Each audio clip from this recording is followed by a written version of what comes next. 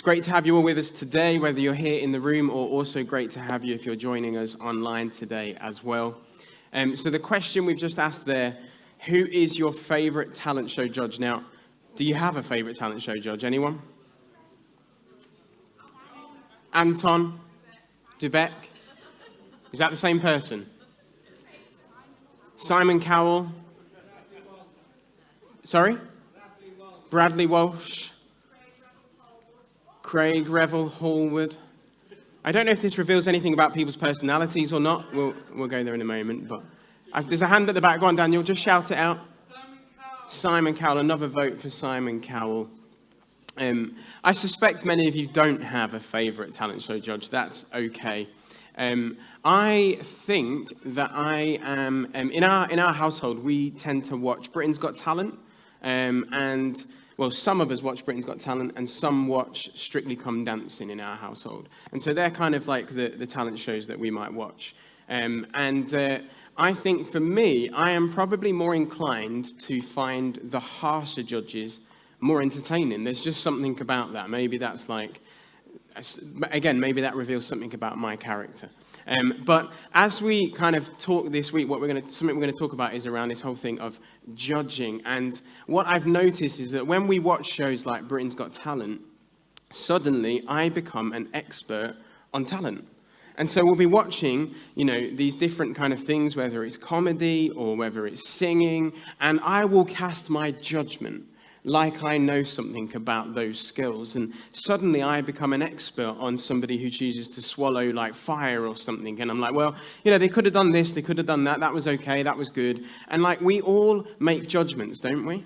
I'm sure I'm not alone in that, although judging on some of your responses, maybe I am alone, I don't know. But we're in a series at the moment which is called Rhythms. And we're looking at these regular patterns for connecting with God. So we have looked so far at the rhythms of prayer, of forgiveness, of fasting, of treasures in heaven, and then Jesus went back to talk about prayer again. So last week Lois shared with us about prayer, and if you missed that message, I really encourage you to catch up with it.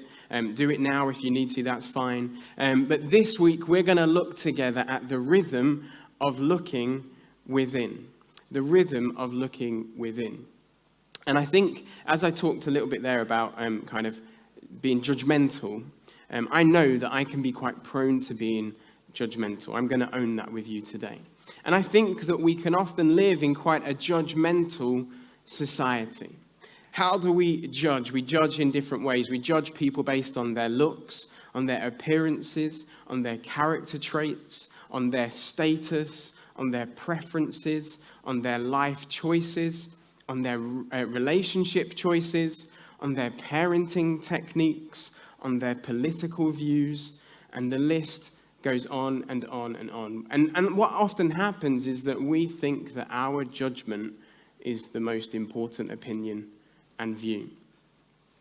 Judging others for their flaws or their mishaps, as it were, is easy, but I wonder how often do we then miss our whopping big character flaws and mishaps in our own lives?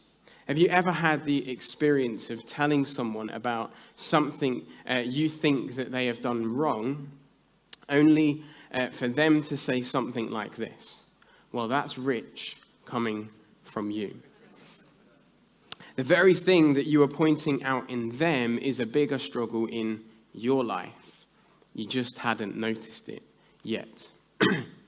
And this judgmental characteristic that, like I said, I've seen in my life all too often, thankfully is something that Jesus spoke into. And so we're going to pick up Matthew chapter 7. And this series of rhythms, we're looking at something called the Sermon on the Mount, when Jesus taught a crowd in front of him on a hillside, most likely in Galilee.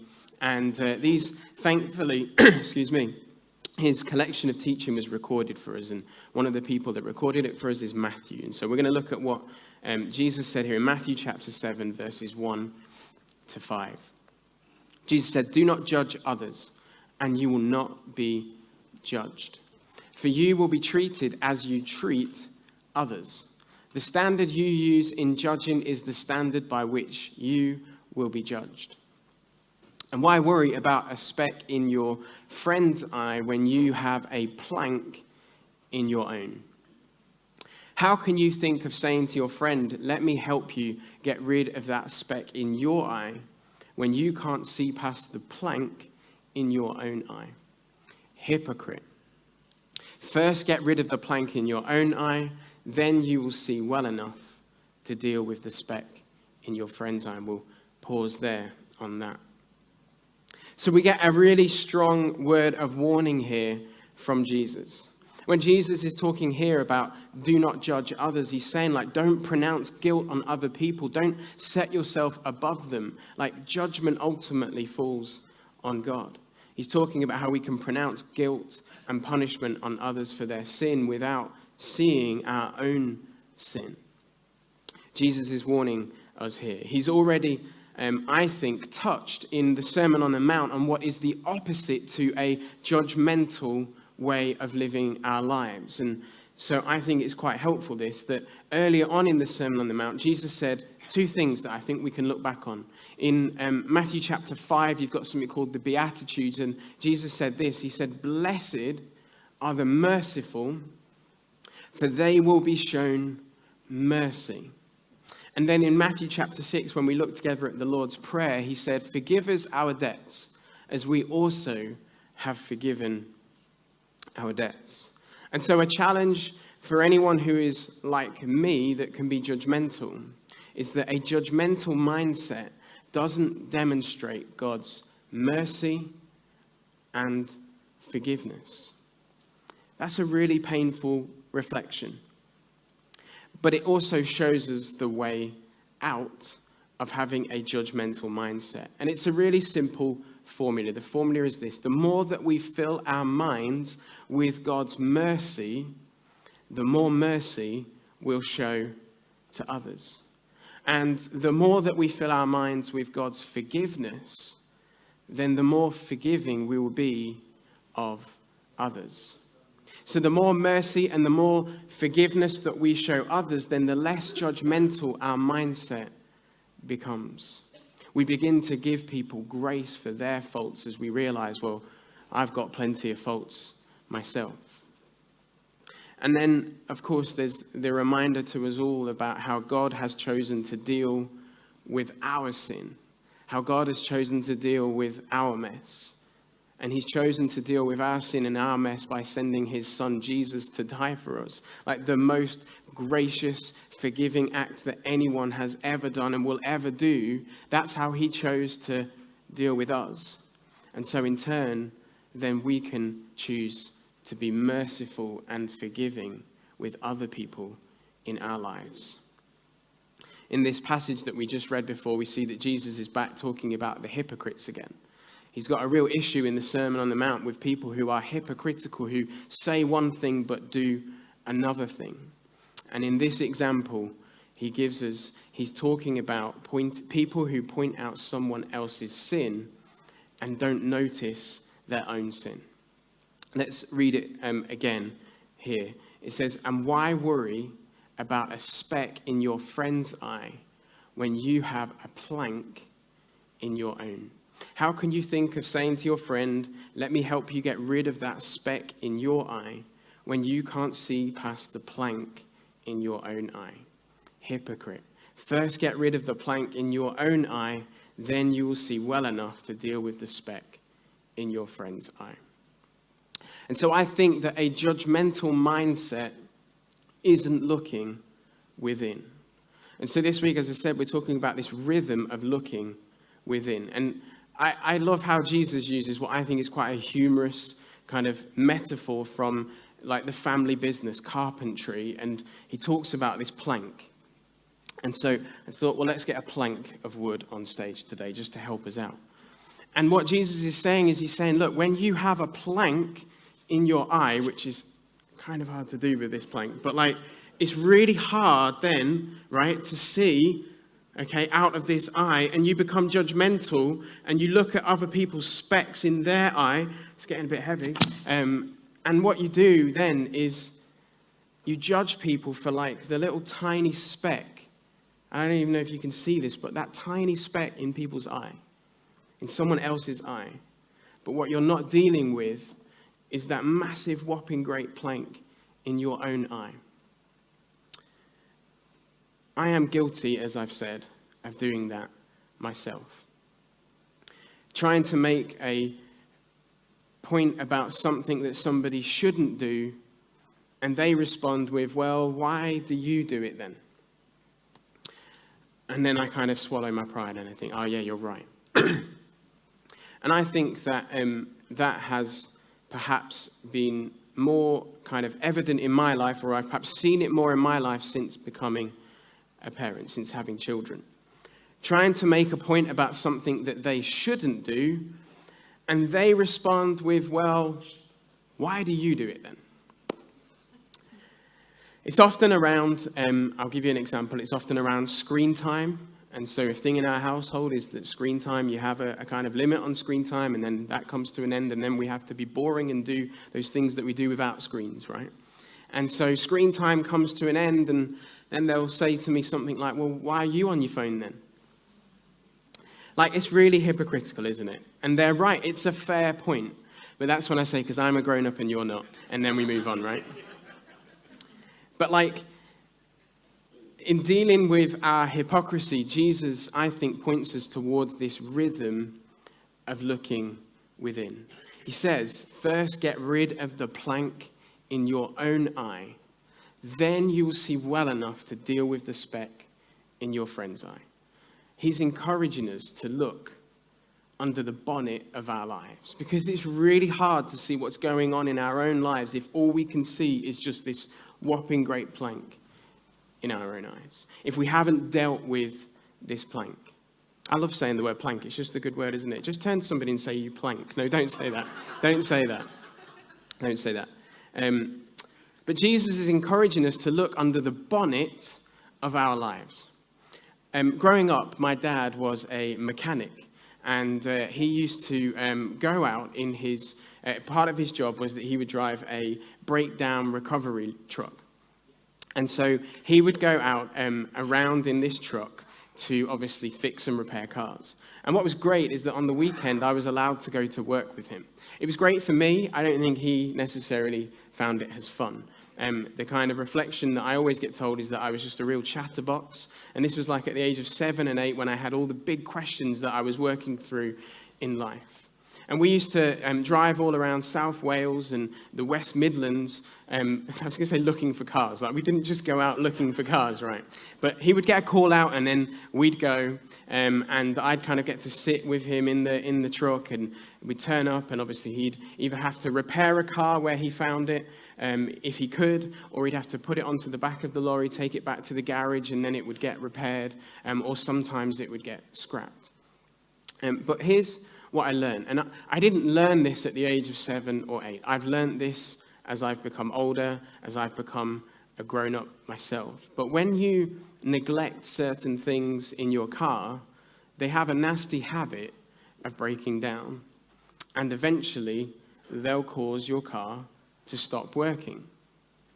I can think of a couple of examples. There's been 3 times, and you'd think I would learn from the first time, but I didn't, where I've seen the warning signs come up on the dashboard to say, you need to get some petrol in this car now.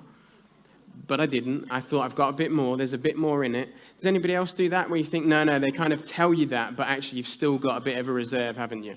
I feel like that's some kind of myth, because on 3 different occasions, the car has stopped working because I've ignored the warning signs, and I've just kept going.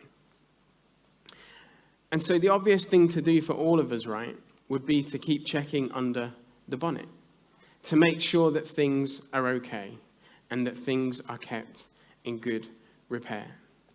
And it's the same with our lives. That's the rhythm of looking within. The rhythm of looking within means that we become aware, perhaps, of our blind spots. Or when we look within, we're keeping an eye on what pressure is being put on the weaknesses that we know we have. Or when we look within, we're becoming aware of our shadows. And when we talk about shadows, we're talking about those things that maybe those learnt behaviors that we learnt growing up, perhaps from the ways that we were parented. Or it might be from some trauma that we've experienced in our life, and we can look within to make sure that that trauma, have we kind of worked that through with somebody? Have we got some help with that? And when we look within, the rhythm of looking within is to look and see, well, where am I just being really tempted at the moment? Where do I need some help in that area of my life? What are the frustrations in my life at the moment? What's the sin? What's the hidden sin? What's the thing that's lurking in my life at the moment that I'm not dealing with? But the more that we neglect those things, what happens is that the plank, it grows bigger. And our ability to show mercy and forgiveness to others grows smaller. There's a pastor in New York called Rich Villodas, and he says this in his book, The Deeply Formed Life. He says, sooner or later, the stuff that we ignore will explode when we least expect it. Looking under the hood of our souls, or at the lower deck of our lives, or beneath the surface of the iceberg, requires something of us. And the thing that it requires of us is this rhythm of looking within, this regular checkup, this self-examination of our lives to make sure, are those things okay in our lives? And how do we live out then this rhythm? And I've got 3 things that are not there's nothing kind of clever or complicated about how I've come up with these 3 things. I'm trying to make them as accessible for all of us as we can. And so here's the 3 things. Ask God, ask yourself, and ask others. Ask God, ask yourself, and ask others. And so let's start with that first one. Ask God. A great place when it comes to the rhythm of looking within is to start by asking our Creator. And here's the great thing about asking our Creator, if there's anything within us that we might need some help or to change or to grow in, He's our Creator, right? And so he already knows everything about us. There's nothing to hide from him. 5 years ago, or so, I think it was about 5 years ago, I started this rhythm of praying through part of Psalm 139. And this is what Psalm 139 says in the Message version. It says this, it says, investigate my life, O God. Find out everything about me. Cross-examine and test me. Get a clear picture of what I'm about. See for yourself whether I've done anything wrong. Then guide me on the road to eternal life. And I wrote that out in my journal or printed it out. And then what I would do is on a kind of as often as I can remember to, I would pray through that passage of scripture. And I would say to God those words. But here's the problem. What I found is that God listens and he answers back. And he prompts me towards things that I know I've done wrong, things that I know need to change, things that I know need to grow, things that I know I need to say sorry for. And it's not easy, right? But it became a rhythm. Not an easy or straightforward rhythm. Because like I said, he'd tell me the truth. But what I found in turn then is that I would experience his mercy and his forgiveness for my faults, for my planks. And in turn, I felt that I had more grace with others. I felt that I had more mercy for others and more forgiveness for others, because that is how we can grow in this rhythm of looking within by asking God, what do I need your help with? The challenge, of course, though, is that when he prompts us and when he tells us those things, the challenge is that we've got to follow up on those things, right? And do something about it. Because it's one thing to know about those things in our lives. It's another thing to do something about it. But the great thing is this. We don't do it in our own strength.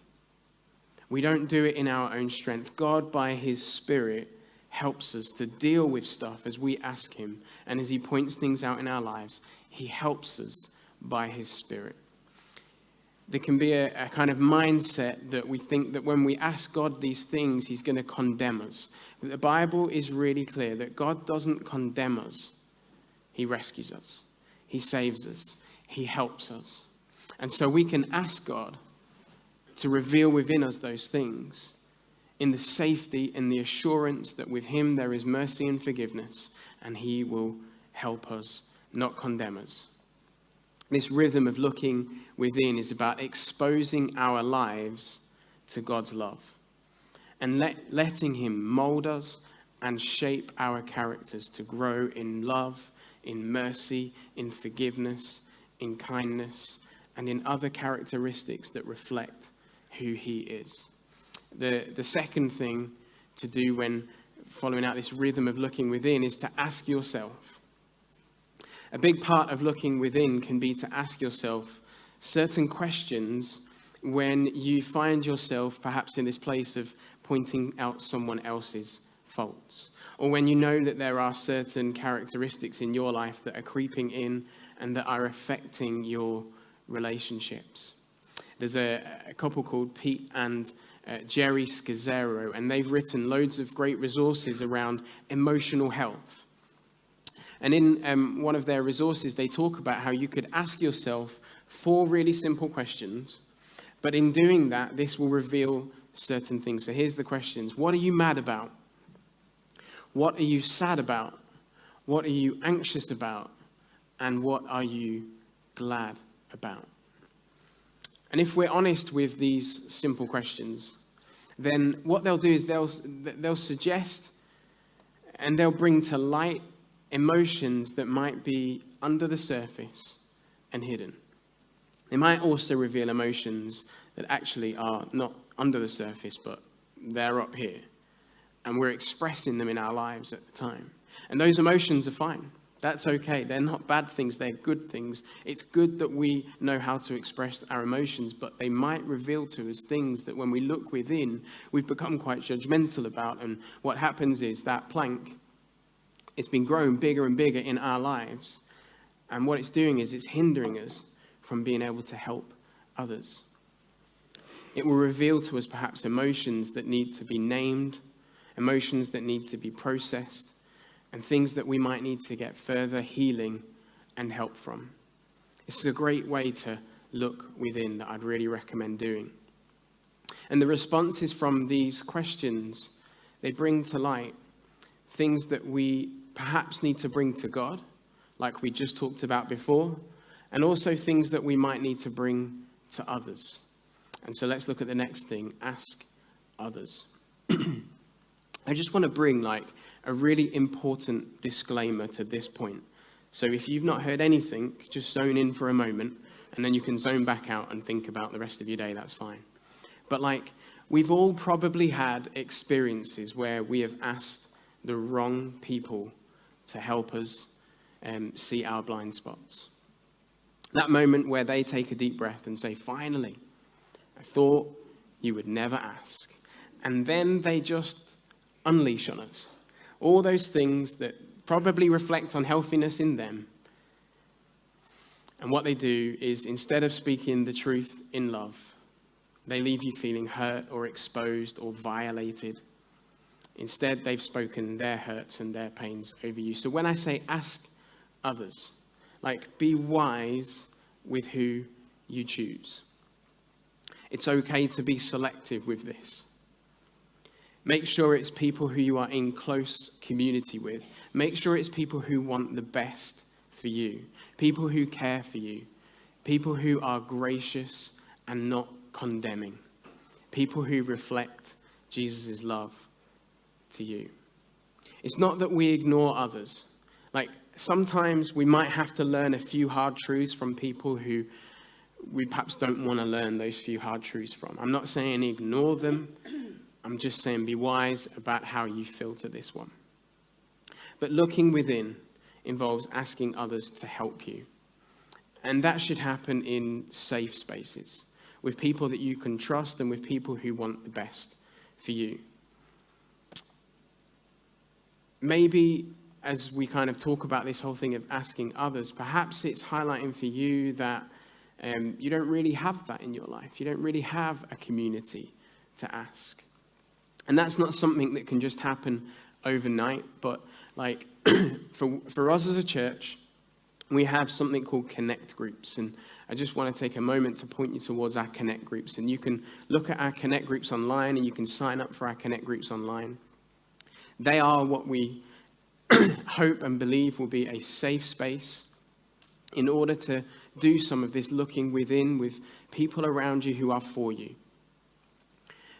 It could be that someone then just helps you just to ask the right questions. Someone who perhaps points you towards the right help. It could be that maybe asking others might mean that you need to ask a professionally trained counselor.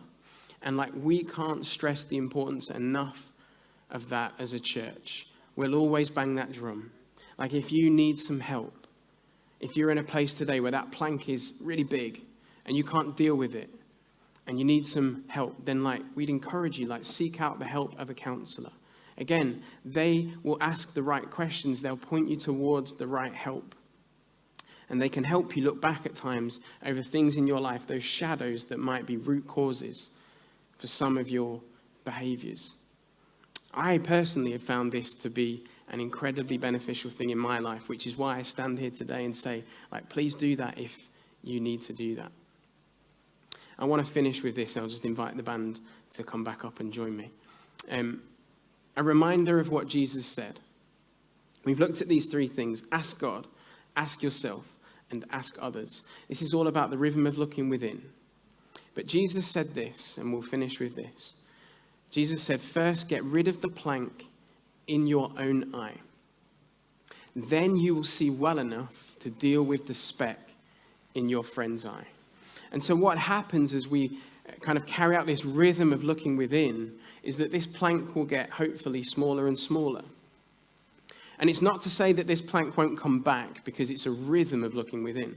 So we need to keep looking within. We need to keep asking God. We need to keep asking ourselves. We need to keep asking others. But what we believe will happen is that as that plank gets smaller, then suddenly we'll have eyes to see what's going on in other people's lives. But when Jesus says here, he says, then you will see well enough to deal with the speck in your friend's eye.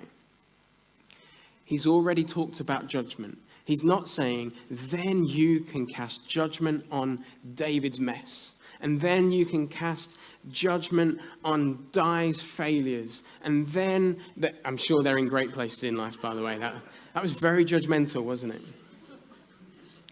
But what he's saying is, then you'll see well enough to bring mercy and forgiveness and to bring God's grace and to reflect Jesus' love into people around you. And that is the rhythm of looking within. That ultimately, the more that we look within, it will help us to look around and to do what our vision as a church is, which is to help our community. And helping our community involves us looking within, dealing with our stuff in order that we can help others with their stuff. Amen.